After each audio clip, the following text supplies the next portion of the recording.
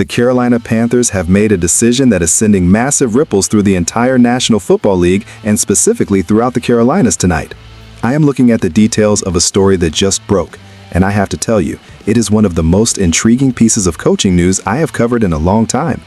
I am talking about the status of defensive coordinator Evero. Before I dive into the technical breakdown of what this means for the team's future and why the front office made this specific move, I have a very important question for the Panthers family out there. Please make sure you hit that subscribe button right now and like this video so we can keep bringing you the most reliable Panthers coverage on the internet. And most importantly, I want to hear from every single one of you in the comments section. Which city are you watching this from?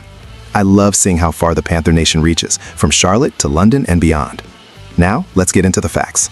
According to a report from Yardbarker that surfaced just about 15 hours ago, the Carolina Panthers have officially extended Evero's contract through the 2027 season. But here's the real kicker, the part that has everyone talking at the water cooler today. This deal was not signed this morning. It was not signed yesterday. This extension was actually completed in secret before the 2025 campaign even began. The organization chose to keep this under wraps for the entirety of the season, only allowing the information to leak out following the team's wildcard loss. I have spent a lot of time on the phone with sources around the league today trying to understand the why behind this. From a technical perspective, Evero is widely considered one of the brightest defensive minds in football. I have watched the tape and I see a coach who has consistently done more with less. In a league where high-powered offenses are the norm, Evero's 3-4 base defense has shown a remarkable ability to adapt and stifle some of the best quarterbacks in the game.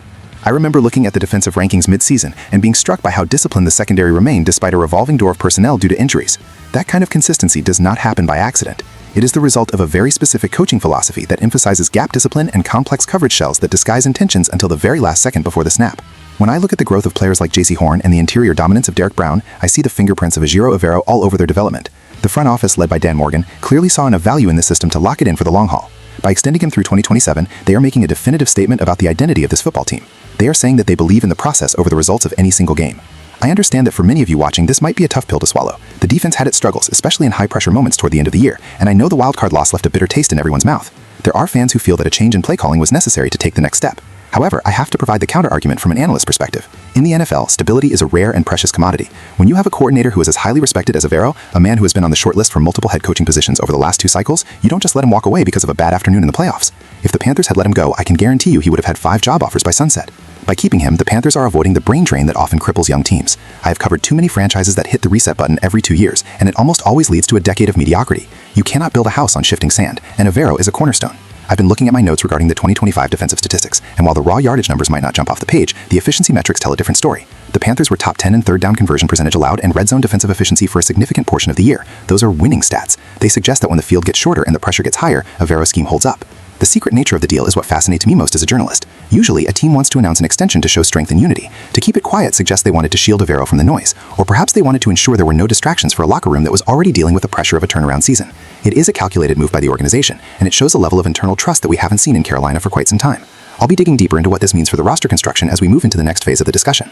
Continuing our deep dive into the Evero extension, we have to look at the broader implications for the Carolina Panthers as they head into a pivotal offseason. I have always believed that the best way to evaluate a coaching move is to look at the ripple effect it has on the rest of the organization. With Evero now officially locked in through the 2027 season, the scouting department and the front office have a massive advantage that many other teams do not. They have total clarity. I have sat in on enough draft meetings to know that when a scout knows exactly what a coordinator needs for his system, the success rate of those draft picks skyrockets. Dan Morgan doesn't have to wonder what kind of edge rusher Evero wants. He already knows the prototype. They don't have to guess if a safety can play the robber role in this scheme. They have 3 years of data to prove it. This level of synchronization is exactly how the great franchises stay relevant year after year. I want to address the controversies surrounding the timing of this revelation. Releasing this news right after a wildcard loss is, from a public relations standpoint, a very risky move. I know many of you are frustrated. I see the comments on social media and I hear the talk radio segments. People are asking, how can you reward a coach after the defense gave up key scores in the biggest game of the year? It is a fair question, but I want to offer a technical perspective. In my years covering the NFL, I have learned that you cannot judge a coordinator solely on the final score of a playoff game. You have to look at the execution on the field. When I rewatched the film of that loss, I saw players who were in the right position but failed to make the tackle. I saw individual lapses in concentration. Those are things you fix with better depth and more experience, not by firing the architect of the system. If you tear down the system, you are forcing 22 defensive players to learn a whole new language, and that usually results in a massive step backward the following year. I've seen it happen to the Bears, the Lions, and many others over the decades. The Panthers are choosing to avoid that trap. I also think we need to talk about the head coach factor. Dave Canales and Evero have a working relationship that is built on mutual respect. For a young head coach like Canales, having a veteran, high-level defensive mind like Evero is like having a safety net. It allows Canales to focus entirely on the development of the quarterback and the offensive rhythm, knowing that the defensive side of the ball is in capable hands.